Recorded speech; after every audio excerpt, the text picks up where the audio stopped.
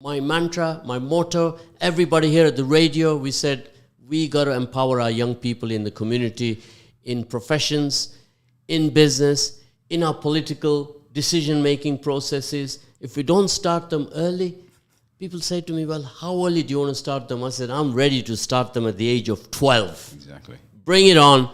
15, 16, 20, they're fully ready. And we got to empower them into leadership and many, many good things that we can then benefit from.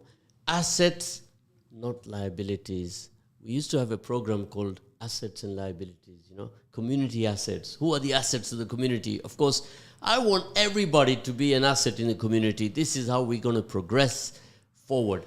Inner city, outer city, huge difference, my brothers. We have to now change that pendulum. We have to swing it on a positive manner. Now, in this month of Ramadan, we're all wishing good tidings, good blessings. Share the wisdom with your neighbor, with your friends, with everyone. Show them the value of Muslims. What is Islam all about? You lead by example, every one of us. Now, I want the first person who's going to call me today, 0116 4822 086, is going to get a voucher. You got a choice here. I've got brew, and I've got brew, and I've got brew. You got a choice there. You tell me, and you'll get that voucher, and you can come and collect it. For that voucher, you'll get some goodies at brew. Or you can send a WhatsApp, 077 488 55055. For that, you'll get a voucher also, but it's a surprise one from one of our good establishments here. Now, today I have a wonderful guest here with me today, joining me from far afield, Brother Muhammad. Welcome to Leicester. Now, I'll tell you a little brief about Brother Muhammad. Of course, he can do it better than I can. He is from the south part of England. Most of us, when we say south, is past the M25, past Watford, is called the south of England. Before Watford, you're heading to the Midlands and so on. Muhammad, welcome to Leicester. Jazakallah, thank you for having me. You've come straight on the motorway, you've braced through traffic lights, and you made it here on time. Jazakallah, I thought I was going to be a bit late, if I'm honest. There was a lot of traffic on the M1. And I had to swing by and pick up Shirwa as well, who was sort of showing me where the studio is, but we made it in good time, alhamdulillah. So we are blessed to have you here, all the way from London. And Brother Muhammad, you have had a very good career path in the field of politics. Yes? Alhamdulillah, it's been a long time in the making. I'm the vice chairman of the Conservative Party at the moment. I'm not to where I want to be yet, but inshallah, it's been a steady progress over the years. So let me ask you a straight question. How old were you when you entered the world of politics? Probably 12 years ago now, so that would have made me 26. 26. And prior to that, you were involved in any social sciences, any political fields at all as a volunteer? Nothing at all. Studied information business systems in university, worked in banking, sales, and various different sectors. And I sort of got into politics by chance, actually. I've always enjoyed helping people, doing my bit for the community. And then just before the 2010 general election, I bumped into a lady called Angie Bray, who's a baroness now, but she was running to become the MP for my home constituency in Ealing and Acton.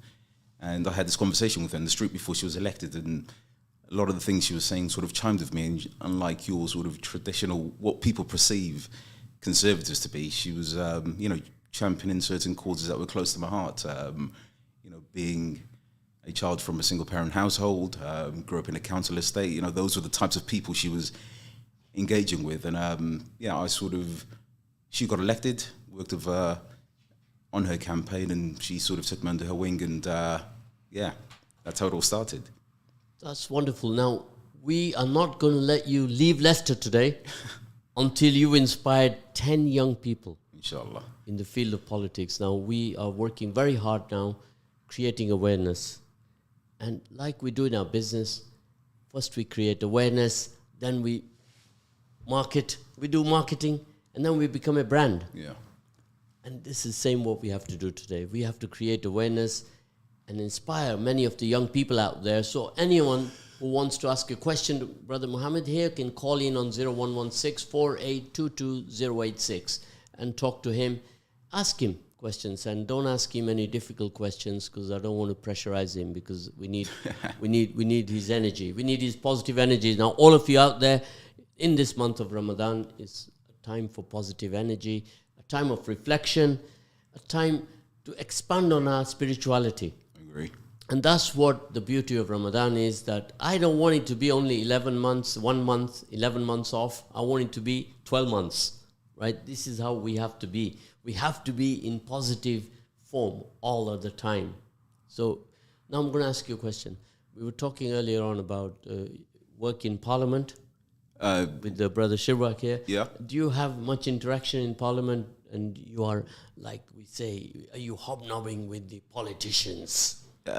Yes and no. I work for the party, so the CCHQ central headquarters is maybe 2-3 minute walk away from Parliament. That's where we're mainly based. But I am in and out of the parliamentary estate pretty much every other day, sort of meeting with colleagues and MPs to sort of help them on whatever issue they might be facing.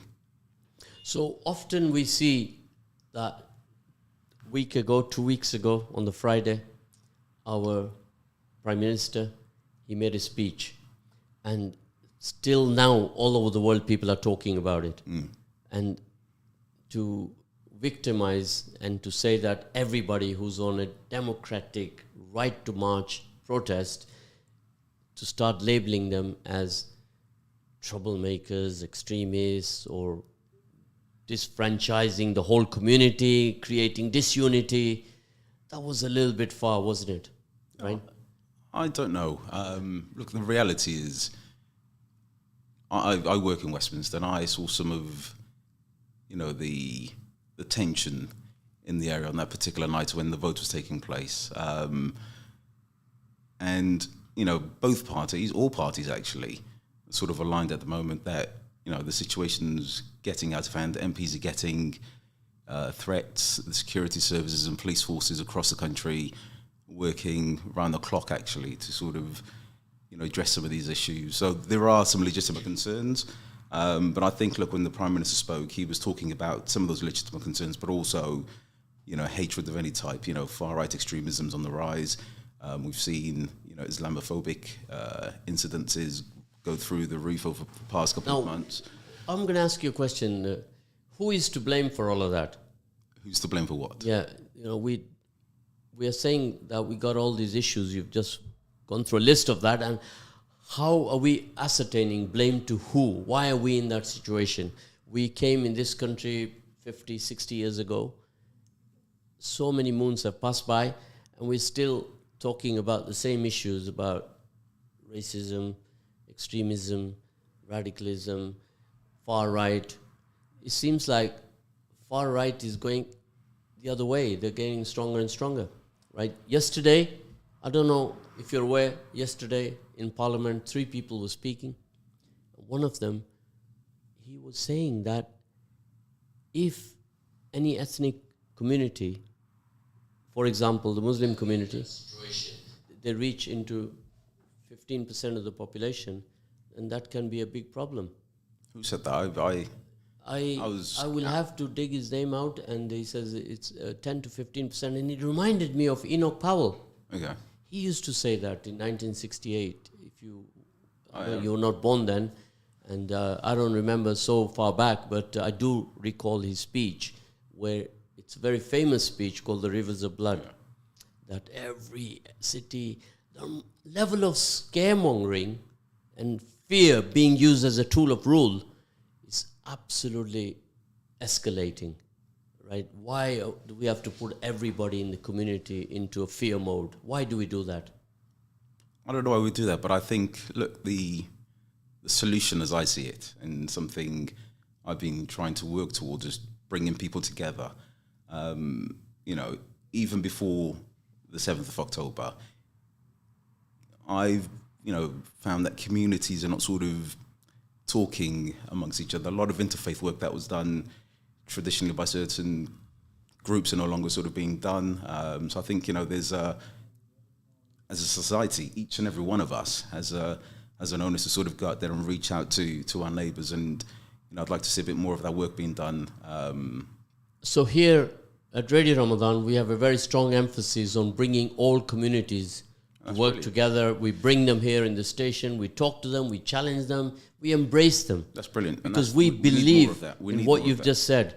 What you just said. Unless you and I are sort of having dialogue with people who are very different from us, they're never going to understand our culture, our way of life. Well, and vice versa, we're never You going are to from understand London. It. I am. You are blessed with I'm from Cardiff originally. You from Cardiff, yeah? Now, you've been in London now for some time, and you've seen that there's 200 nationalities there. Is that the official number? Yeah, all the different parts. Okay, If you go through all the Europeans, they're there, the South Americans that are there. You tell people there's a Brazilian population in London. In Leicester, we don't know. Yeah. We don't know where Brazil is, let alone know how many Brazilians live there. There's a Uruguayan population. Every country is in London. Yeah. That is serious diversity, right? And when you're embraced with all of that diversity, and then one of our politicians is picking on another politician in the city, and open debate out in the media, labeling him, then that is not good politics, is it? No, it's How not. are we going to inspire young people when you see this tit for tat going on? It's not, but what I would say to anyone who seeks to, divide our communities is, go out there and do some, groundwork in community, speak to people, find out, some of the choices and constraints facing these people.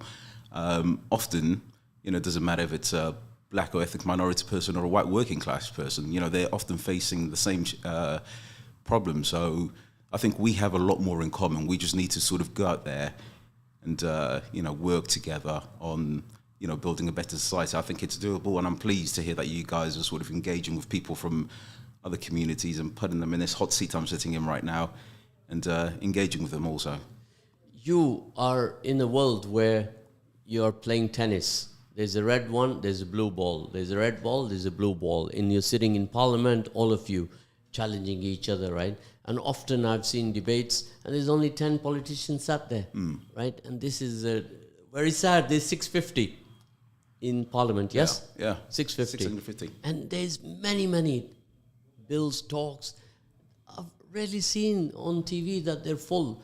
And now we rely on these politicians to create that unity, to set an example for unity, not to make remarks and put it out in the media and cause havoc and divide communities. So one word can be detrimental to causing division in our community. Yeah. One word, right?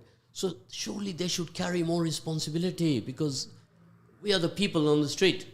In the inner city, the populations in the inner city are getting the brunt of it then. I agree. We work hard to create divisions between the Muslims, the Sikhs, the West Indians, the Somali community, the Kurdish community, the Turkish community, the Bengali community, and I can go on, an Afghan community, right? A to Z, I can go on.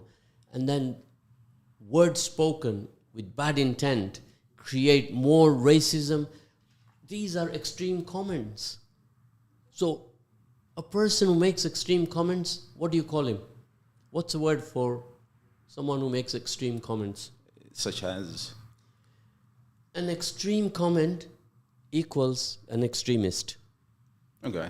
Right? But yeah, I mean, it depends on what they say. There are, we talking about, your Hitler, or, extreme comments, or are we talking about, your Baghdadi comments? Anybody in a position, a POP.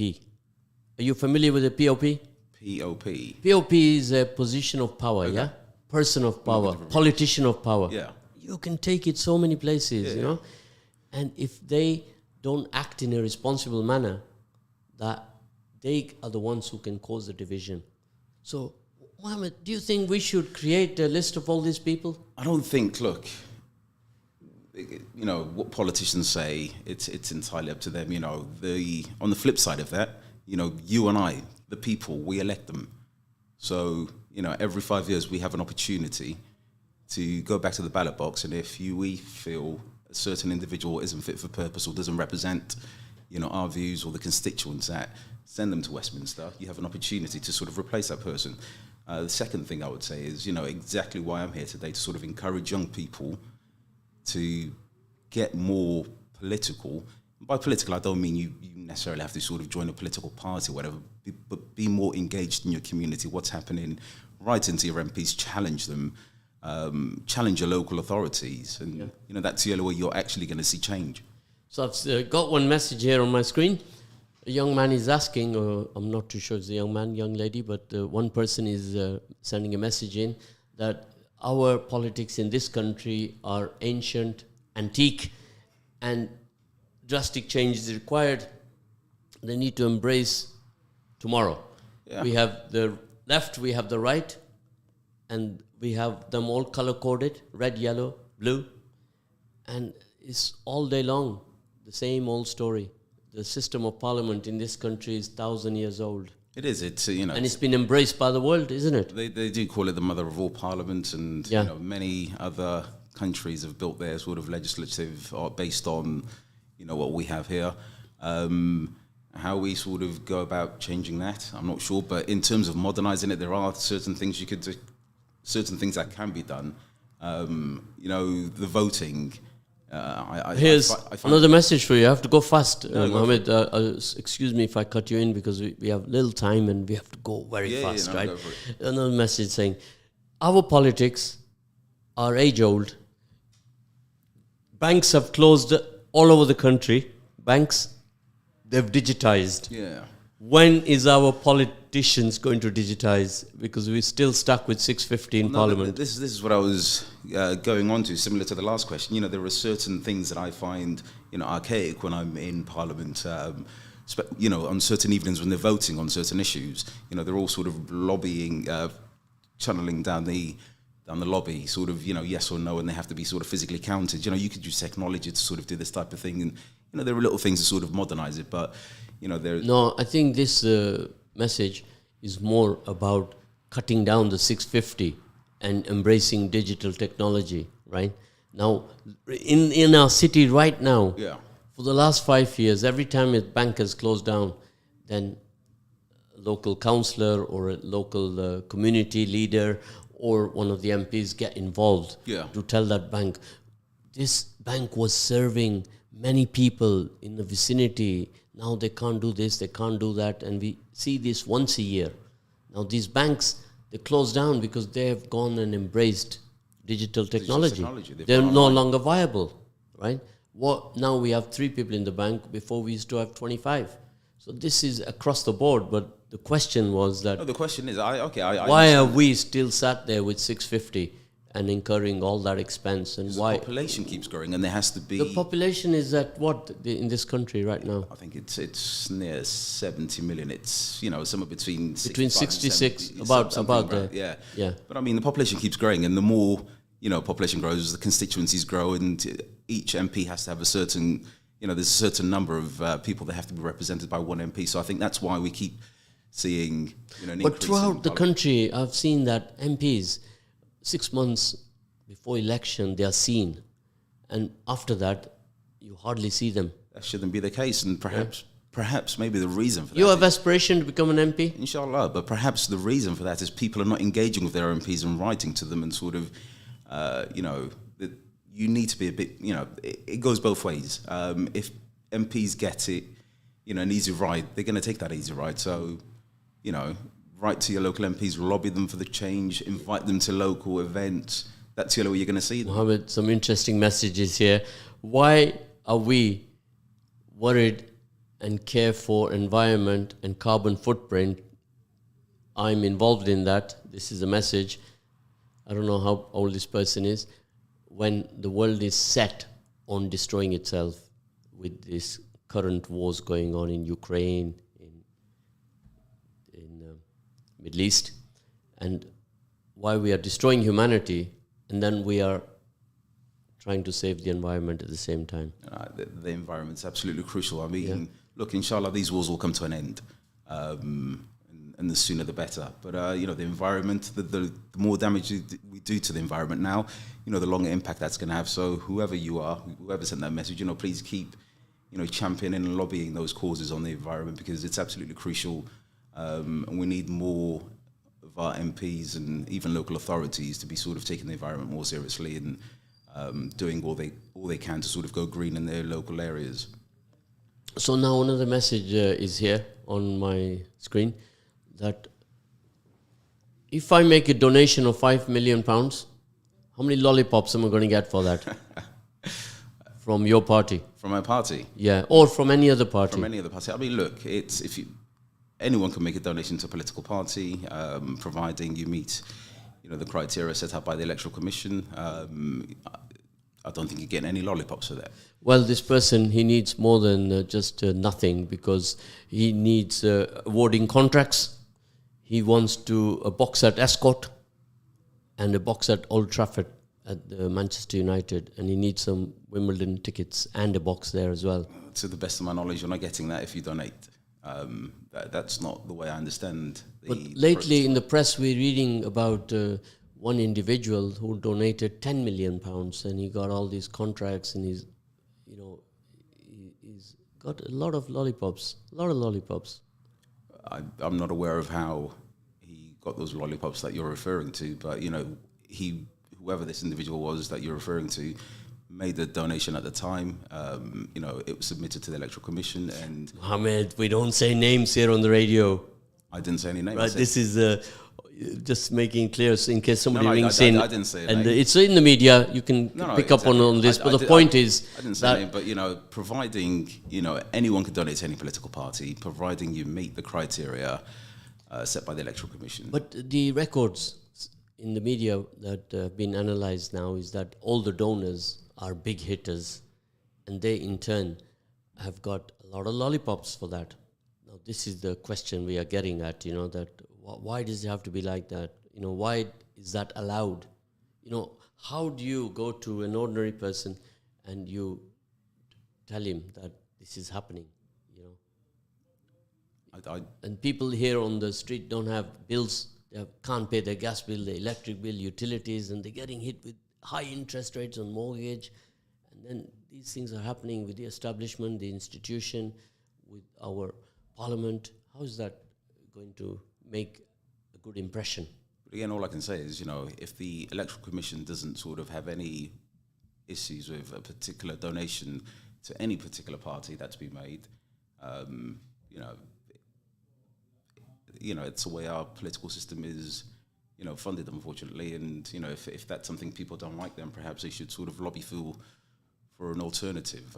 You're talking about, people are hard hit at home. We saying the public should be paying for political parties, and that's an argument I've been hearing lately. Or, should we continue with our current system that we have with the checks and balances in place? Well, one of the politicians yesterday or 2 days before, he literally said that, if you give me £250, I can make $1 million out of that, right? And what kind of statement is that? If I give you $250, Mohammed, can you make me $1 million out of that? I couldn't make you a millionaire, but I'm not sure who that politician was. Perhaps we should send him a message and say, I want to give him $250 tomorrow. Could you kindly share those tips with us? No, I'm happy to give him $250. I'd happily give him $250, whoever he or she. So you and I could have $1 million each for a stake in however he's gonna. So this is what I was saying, that words spoken are detrimental to what happens tomorrow amongst the communities. We are the vote bank right now. 66 to 70% are adamant to say that no more killing, right? Stop. But there's no stop in place. Now, how's that democracy? In the world, there's war going everywhere. Yeah. There's war happening there. So stop. Don't send our good tax money into weapons of mass destruction, killing humanity. And then there's a group that are looking to save humanity by creating environment issues and worried about the carbon footprint. And on the left side, you got all this killing going on. It doesn't stack up. It's wrong. Is it wrong or is it right? I'm asking you. What is, is what wrong or is what right? Is war wrong or right? Is that what you're asking? No, I'm saying that on the one hand, we are out there killing in various parts of the world. The world, Okay, no, right? No. And on the right side, we have people who want to save the world. They're worried about your children tomorrow, what kind of future they'll have. How does this stack up? Environment, carbon footprint on the left side, and on the right side you have killing fields. I know. It's always been this way, hasn't it? There are always, challenges. As a society, we've always faced, wars, environmental issues, famines in certain parts of the world. We can't fix every problem, but dialogue and continue to sort of talk and champion some of these causes. Inshallah, hopefully that's the only way that, we'll sort of address them. You will be aware that yesterday, the Oscar winner in politics. Is there such a thing? Yes, there is, yeah. And every politician has done something in his career to win himself. And they get an Oscar? Oscar from the community, yeah. They have it, a real Oscar or a joke Oscar. Okay. Right? And he's a front man. He's made a list of different organizations to be banned. And right now that's caused an upheaval in the community. In certain communities now, how do you manage an inner city with Leicester, for example, with 20 or 50 different nationalities, people from different parts of the world, right? And then you are ostracizing one part of the community. How do you manage that? Isn't that in itself going to cause more upheaval? Look, we keep talking about, this community, that community. Can't we all just be, one community, a Leicester community who cares about, social issues facing you guys here locally, rather than, dividing ourselves into segments within, we do that. We do exactly that. Every community is championing those causes. Let me talk about Leicester. I live here. Now, you look at the value this road has brought to England. Just one shop on this road is responsible for creating 800 jobs throughout the country. The next door. Yes, one shop. Brilliant. Another shop here has created 200 jobs. Another one up the road has also created 400 jobs. There is not a road in inner city that has brought that much to the table. And it all started here? It started on this road. Brilliant. Now, I am in the midst of inviting the Prime Minister here on this road to let him see for himself what an asset, what a value communities are in this city. I can take that message back for you. Yes, you can do that. In fact, all of you listening in right now, Muhammad, live, you're all my witnesses, he's going to make that happen. I didn't say I can make that happen. I'll take the message back for you. It's month of Ramadan. It's a month of Ramadan. You be positive. We will be positive. You make it happen, and right? I will promise you, I will take that message back to London and suggest a visit to Leicester and see some of the businesses here. And can I mention the business next door? Now here, can I mention the business you're referring to next door? No, you mention my name to him and tell him. No. But can I mention, because I do like that business you mentioned that provided 800 stores around the country. No, 800 jobs around the country. 800 jobs around the country. So now, when people are listening to you and the messages I'm receiving, right, you are a token, right? They've heard it all before. When young people are entering in the world of politics, they talk the language. Otherwise, they're out. You don't have to talk the language. Yeah, so this is the feedback that's coming to me, right? And here, it's always difficult because everybody's there to talk the language to appease. Now, are you familiar with POA? POA? Yeah. No, I'm not going to do these abbreviations. POA means price on application, right? Okay. But it also means politics of appeasement. Are you familiar with that? I've heard of politics. Now, of politics of appeasement is that how are we going to continue to have a good inner city community when we are continuing to do appeasement funding and grants throughout the community. Grants do not empower or do not help us. What we need is what you said earlier. Together, everyone achieves success. Yeah, I agree. Now, you say the wrong thing here today, tomorrow you'll be out from your party, right? I say the wrong thing here, I'll be out of the party. You with me? So there's a lot of, I'm not in the party, in your party or any other party, but I'll be out of the radio, my producer here will sack me.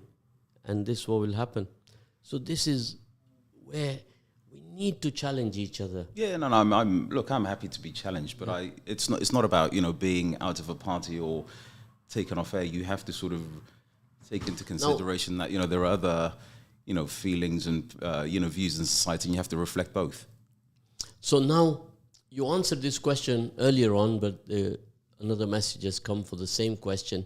So the person who's wrote this message in, what is your guest advice for a young person who's studying politics at university that wants to get involved in the political process and wants to work in politics, but away from being an MP? Away from being an MP? Yeah. Okay. I would say go and do something practical before you go into the world of politics, whether it's, working in finance, the health sector, whatever it may be. Go and do something practical and bring that life experience into the political role that you seek to, inshallah, enter. Because, one of the things we see, or that I see often, is a lot of people who sort of go, sixth form, study politics, go to university politics, and then go straight into politics, and they have no real life experience to bring into other than what they've read in books. It's all theory. So go and do something. I'm going to tell you, you come here to the radio, work with us, and we will help you to empower you and send you in the right direction and have a good, widespread, different experience with different people in the community. Yeah. And that today in inner city, you have to embrace all communities so you can culturally expand yourself. What we have a problem, Mohammed, 4 C's. The first one is not conservative. Okay. Right? Although that one is something we're going to talk about later, is the caste, color, creed, culture. Right? These are the challenges that we as an expanded, diverse community have to confront. I agree. Right? Now, you will see month of Ramadan, Muslims, break it down. Our values, they are very much aligned with doing the right things. Yes? I agree. Peace and love, working together. Community, family, yes? Working together. We are more aligned. Our theory is with the Conservative Party, right? Yet, we are being ostracized regularly, battered, right? By one minister who's dreaming at night to see an aeroplane fly with human beings in it, flown over to another country in Africa that was still famous for genocide in Rwanda. Yes? How are we going to work if ministers are sleeping at night and they're snoring and they're dreaming at the same time about these kind of horrible things? Lord, it makes me cry. Mohammed, how do you feel about that? Look, engage and challenge people. I mean, whether you agree or disagree with someone, I always say, it's better to talk to them and actually debate with them. But why do things and say things to alienate our diverse community? You want to bring us all together. Why do things that are going to set us apart? So what I would say to that is, ignore all the negative stuff and continue to do the positive stuff that you guys are doing in your community, and hopefully, that'll get picked up. And it's not your community, it's our community, our values here, right here. You see, in the month of Ramadan. I'm saying your community here in Leicester, for example. You guys are doing some good work here. If spreading we the do word. good work, you've spoken about the businesses here and how many jobs they've created. Now, if we do good work, then a minister will say things that will divide us, put us in the element of fear. I don't want to be in fear. My brother here doesn't want to be in fear. My sister doesn't want to be in fear, right? We want to live in harmony. We've got already problems in the community where we have young youths in the community running wild, creating havoc and stabbings and crime in inner city. This is a problem throughout the country, not only in the city of Leicester, right? And we need to challenge these politicians to say, what are you doing about that? For you to come here and say, oh, here's 10 grand, you go and fix everything. That's not a solution. We've been doing that 50 years ago. I agree, but I've dealt with a lot in London when it comes to the knife crime issue, and I think the thing that has worked most or the best is a community-led solution. Don't go running to politicians and asking for funds or whatever. As a community, as a Leicester-based community, identify where these hotspots are. Speak to the parents, get them together, and actually come up with a solution internally. Find out what are the issues, what's causing, these young boys to be sort of slashing themselves and doing. So right now we got 3 minutes left. Now the biggest problem, the biggest challenge is fear, tool of fear. Fear is being used as a tool, as it has always been done, right? And what's being put upon us is not by the community. It is coming from our A-grade politicians in the country. These are the feedbacks I'm getting, which I'm going to relay to you. And we have to face them head on. Now, if you are involved in politics, you take them on and bring about change. Be the change that you want to see in this world. Who said that, Mohammed? Be the change you want to see in this world? I don't know. Malcolm X? Many people have said that. Muhammad Ali? But one of the most famous one who said that was Gandhi. Okay. Right? And many good people in this world have said that, right? And you don't have to be labeled a person who is an activist or an extremist just because you're proposing betterment and you want safety, you want peace, and you want to exemplify everyone to live in harmony, in love. Otherwise, we will have a lot of issues to deal with. We like going 2 steps forward and then we are pushed back 2 steps back. That's not right, is it? No, look, I don't want anyone to live in fear in any part of, our country. And, I say our country because this is our country. We live here, raise our kids here, pay our taxes here. Look, if you disagree with something, challenge it. Here's a message now. Write a letter. We got 2 minutes left. Speak to your local MP. Get them to lobby. You said that earlier on, but a message here, very strong message. We are trying always, historically, systematically, we are trying to manage issues of racism, fascism, far right. But we are not creating a solution. We are always trying to manage the situation and we don't acknowledge the issue. So all of you people listening out there, doesn't matter what color you are, what caste you are, what creed you are, what culture you are, these issues affect everybody ultimately. They create us and them situations which we do not want. So please, this is a very short program we've had today. Keep on writing in, communicating, and we will talk about these subjects, we will debate on them, and we'll find solutions. We want to be solution-driven, Mohammed. I completely agree. Solutions are the only way to sort of get anything done. Come together as a people, as a community, get your solutions together, work together. And often I see, someone will come with a solution and then other groups will have their own solution and then there'll be a divide, Get something down on paper, do it. If you think you have a good idea, get your local MP on board, get them to push this through. And okay, Mohammed, very fast ending now. We've got 50 seconds left. A message to the Ummah in England and in Leicester for Ramadan. Ramadan Mubarak to you all. If you guys genuinely want to see change, be the change you want to see. Get active, get political. And by political, it could be as small as writing to your local MP, local council, talking to them about your concerns, making sure, your community and their needs are looked after. And if you want to, get into the political fray, please do join a political party. Local elections are on the 2nd of May. Run.